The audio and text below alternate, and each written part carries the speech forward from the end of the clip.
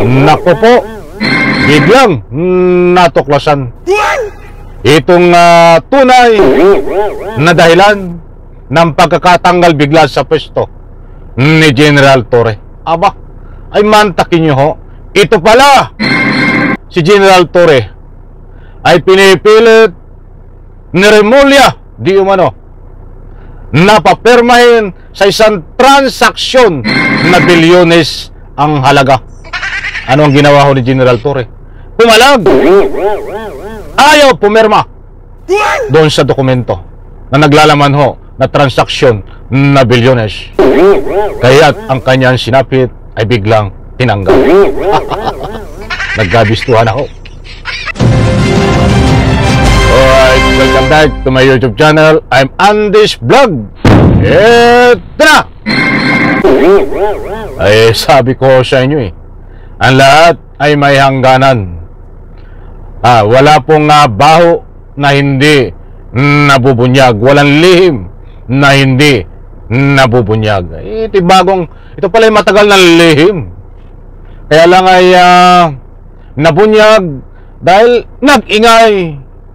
At ika nga po ay mayroon dokumento na lumabas, mga kaibigan. Like muna sa video na ito kung nagustuhan nyo po. Sabay-sabay po nating i-like ang video na ito. Sa lahat ng hindi pa nakasubscribe dito sa aking YouTube channel, please subscribe. Pwede rin po kayo mag-share ng video na ito. Pakisupport din po aking second YouTube channel. Nandiyan po ang link sa comment section. Ito, talagang mantakin nyo mga kaibigan. Napakalaking pera ho. Ang halaga bilyones na pinipilit na papirmahin itong si General Torre di umano nitong seremonya, itong sekretary ng DILG na si Remulla. Siguro pumapalag kasi dito sa nakuha nating balita ay pumapalag siya. Sige nga ho, tingnan natin kung paano pumalag si General Torre. Kapag mayroon po kayong pagkakataon, samahan nyo po akong panuorin hanggang dulo ang vlog na ito. Heto ho, mga kaibigan, talagang matindi ang palag dito ni General Torre dahil hindi napapirma. Kaya lang ginantihan siya na alisin bigla sa pisto. Kaya lang nabisto kayo. Damay-damay kayo. Heto ho, mga kaibigan, shout out po sa lahat. At ilalagay ko diyan sa screen, mga kaibigan, naka-plus, nandiyan po, ay ito munang sige, babasahin ko. Doon po sa, marami na rin nagatalakay ho nito. Ito, babasahin ko.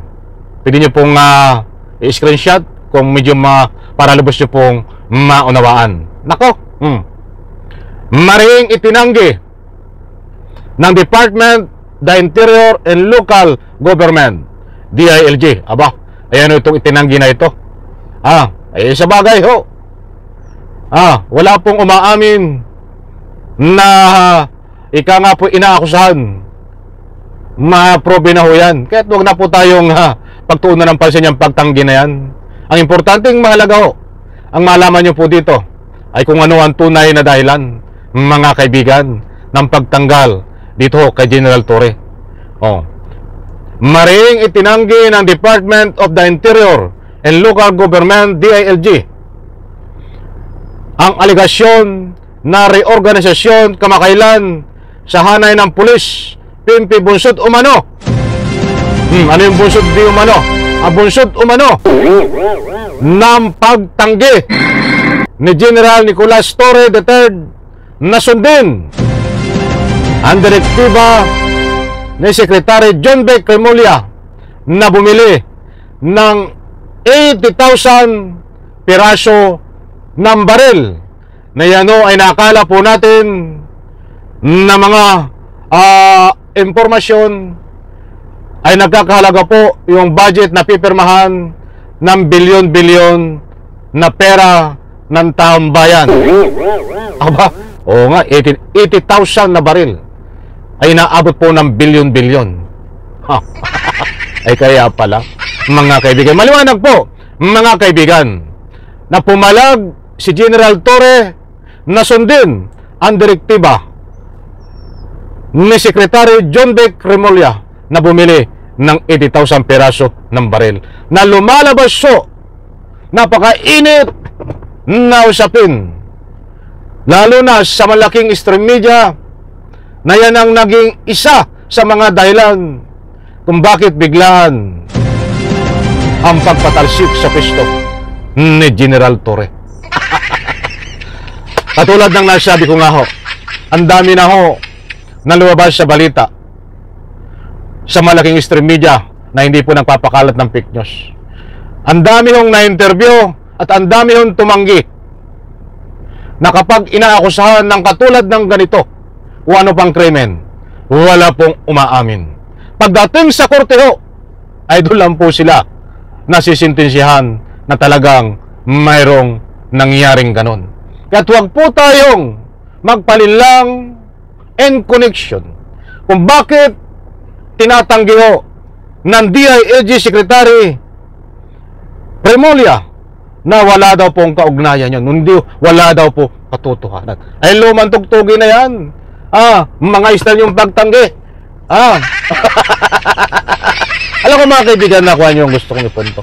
Kahit anong gawin pa ang pagtanggi nito, eh tingnan natin kung ano ang patutunguhan nito. So mga kaibigan, bagamat po ito ay isang alegasyon, subalit diyan ho, panoorin nyo ho ang nakuhang matitinding impormasyon pa diyan po sa Bilyonaryo Channel. Mayroon pong interview doon at inisa-isa nila hinimay-himay na talagang ayon sa kanilang impormasyon, reliable source, ay ito talaga ang naging dahilan. Ang pagpalag ni General Torre na pumirma sa bilyon-bilyon na transaksyon na pinipilit papirmahin ni Secretary Remulla. Ginawan lang ho ito ng paraan. Nilihis ang issue. Alam mo kung bakit nilihis ang issue nila? Doon sa balasahan itinuon. Konektado rin ho. Para hindi nilang masyadong mahalata na dito ang dahilan talaga. Gumawa ho sila ng paraan doon sa balasahan para doon i-connect. At nang sa ganun hindi mahalata dito sa bilyones na transaksyon. Talagang matatalino mas matalino ang taong bayan. Mas matalino itong mga nakakakuha ng dokumento at nagtutuklas sa ganyang pinagagagawa nyo. Di ba ang talino nila? Matalinong gonggong. Inilis ang issue, kunwari nagalit-galitan sa balasahan yang sa Napolcom na nagagalit-galitan siguro yan. Doon tinuon ang pansin. Ba't ang katotohanan? Ito ang tunay na dahilan. Itong bilyones na pagpalag nagpangpirma, ayaw pumirma ni General Torre. Mga kaibigan, kung ito ho ang katotohanan, uulitin ko, kung ito ang katotohanan na pagpalag ni General Torre na pumirma sa bilyones na transaksyon, dahil ano yan may nakapaloob na korupsyon kaya ayaw niyang pirmahan. Ibig sabihin, isang panibagong achievement na naman ang ibinigay at nakuha ni General Torre na isinalba niya ang pera ng taong bayan. Isang hero dito, itong si General Torre, mga kaibigan, kung ito ay may katotohanan. Di po ba mga kaibigan? Napakaganda ng ginawa dito ni General Torre. Palapakan po natin. Isa siyang hero kung ito ho ay may katotohanan na mayroon transaksyon na bilyones na nakapaloob ang korupsyon na pinipilit siya na papirmahin. Subalit ayaw niyang pumirma. Ngayon siya ay tinanggal. Ang hero po dito, ang dapat nating huwaran, ang dapat nating saluduhan ay si General Torre kung ito ho ay may katotohanan. Alam ko mga kaibigan, nakuha niyo ang gusto kong ipunto. Bigyan po natin ng parto ito. Talay ko sa video na ito. Dito lang tayo sa oras, bye-bye.